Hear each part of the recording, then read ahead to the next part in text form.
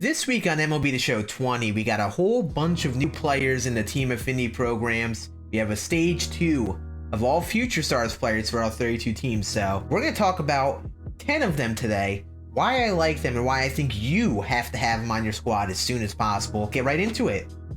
Bang.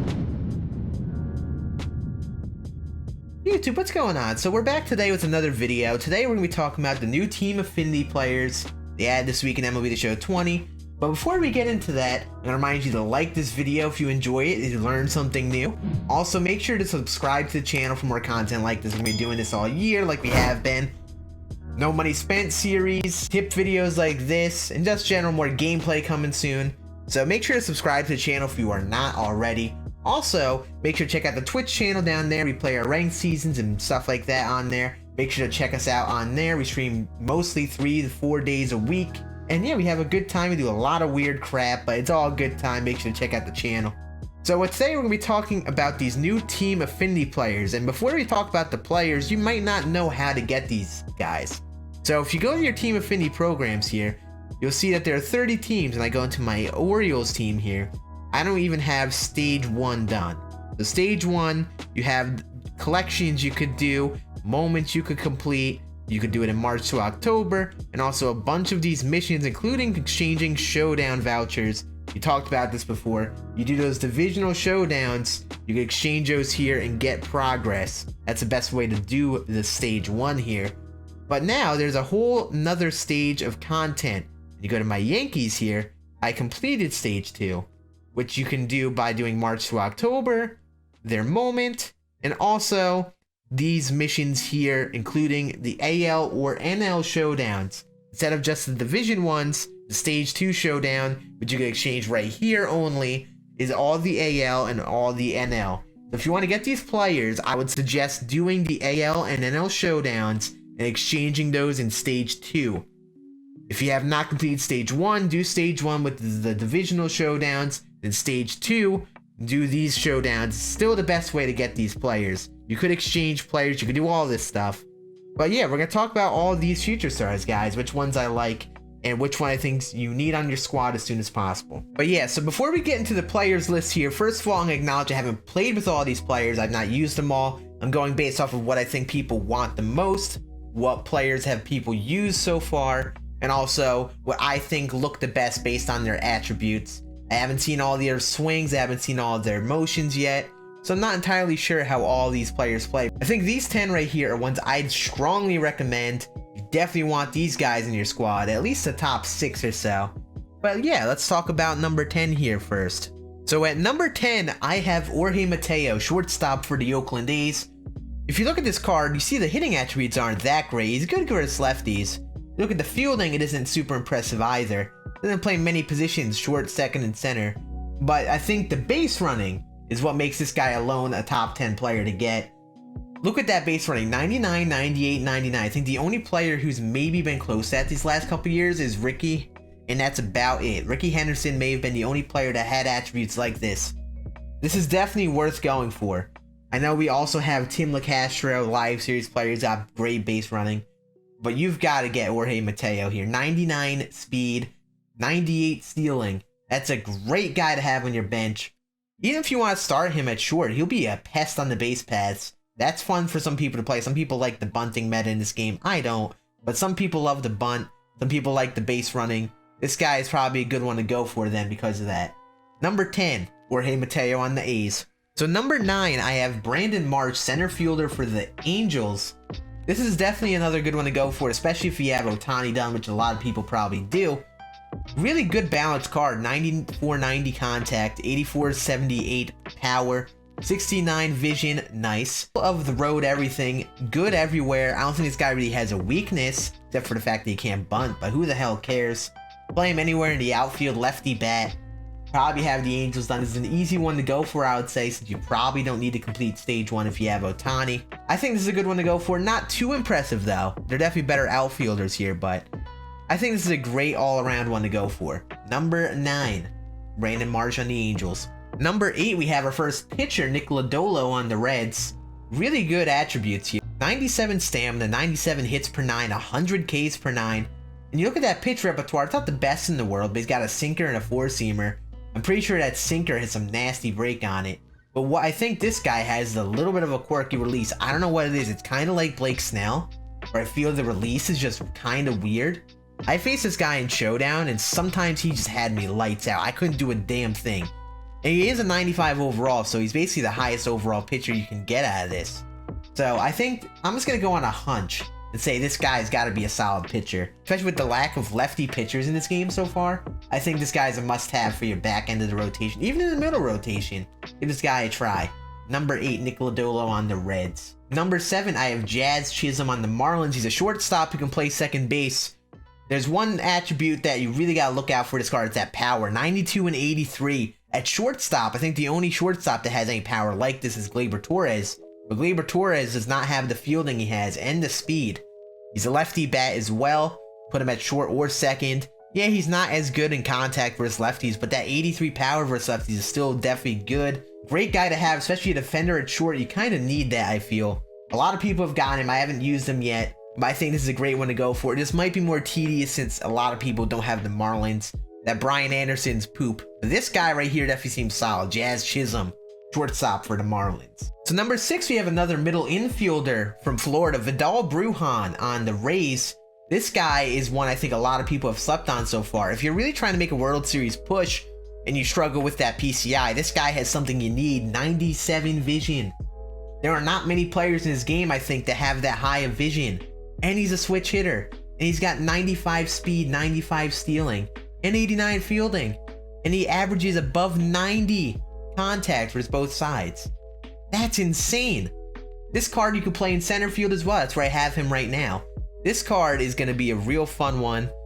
Honestly, in the top of my head, he reminds me of a Roberto Alomar like last season. Maybe a little less power than he has, but he has the speed, the fielding, and the contact, and the switch hitter. But he could also play center field. So I think this is a great one to go for. Also, if you have that Snell done, this guy is a really good one to go for. I haven't used him yet, but I do have him. I'm going to give him a try. You'll be able to see some gameplay on my Twitch channel when we play with him this week. But this guy's going to be a fun one, I think. I believe in this one right here. Vidal Brujan on the Rays. Number 5 is another one I think a lot of people might not be giving enough credit. It's Mr. Alex Kirilloff, first baseman on the Twins. He can play left field and right field. 81 fielding is definitely going to be alright out there. That's where I'm going to play him. But the hitting attributes are really where this guy is golden. 92 vision as well.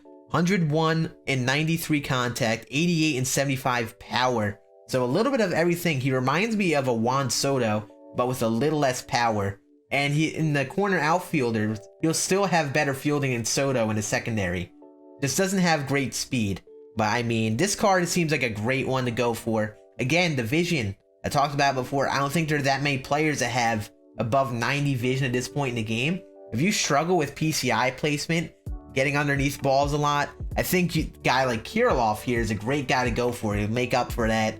Really good vision. I think that's a great selling point for a player. That's why he's here at number 5. First baseman for the Twins. Number 4 and 3 are really similar. They even have the same damn first name. But number 4, I have Nolan Jones, third baseman for the Indians. He has some benefits over the number 3 player. But basically this guy is very similar. He's got 106 power versus righties, 98 power versus lefties, 96 contact versus righties. He crushes righties. 59 vision is not the best, but it's definitely doable. 79 fielding as well, 95 arm, so he's going to be good in the outfield with that arm. 45 speed, who cares about that? He's a big bat. Playing the corner outfield as well. Great guy to have. Reminds me of like a Joey Gallo with that position eligibility as well. It's just he's got even more contact in him and even more vision. Great guy to go for. Nolan Jones on the Indians at number 4. In number 3, we have the other Nolan Gorman on the Cardinals. He doesn't have the corner outfield eligibility like Nolan Jones, so if you need an outfielder, I would go for him. But if you want a third baseman, you gotta go for Gorman here. He's got better hitting attributes. He crushes righties even more. He's even better versus lefties than Jones. Better vision. I think he has a little better fielding as well. Just the arm strength isn't there. But he's at third or short. He's at third or first, so it doesn't really matter anyway. 85 is still good. 55 speed is better than Jones as well. I think if you want one, you go for Nolan Gorman here. But if you want an outfielder, or someone that you think you might play in the outfield at some point, definitely go for Jones. But Gorman, I think, has the slight edge over Nolan Jones. But here he is, the third baseman for the Cardinals at number 3. Well, we went through this top 10 list, and there's only been one pitcher listed before this. Now we have 2 massive pitchers I think you guys have to get on your squads. Starting off with Kyle right here, number 2 for the Braves. This guy is a really disgusting repertoire. 96 fastball, 94 sinker, an 87 slider, 80 curveball. That's just filthy repertoire. Plus the per 9s, 95 stamina is good for a prospect guy. 93 hits per 9, 96 Ks per 9. That's really damn good for a pitcher. Definitely a guy worth going for.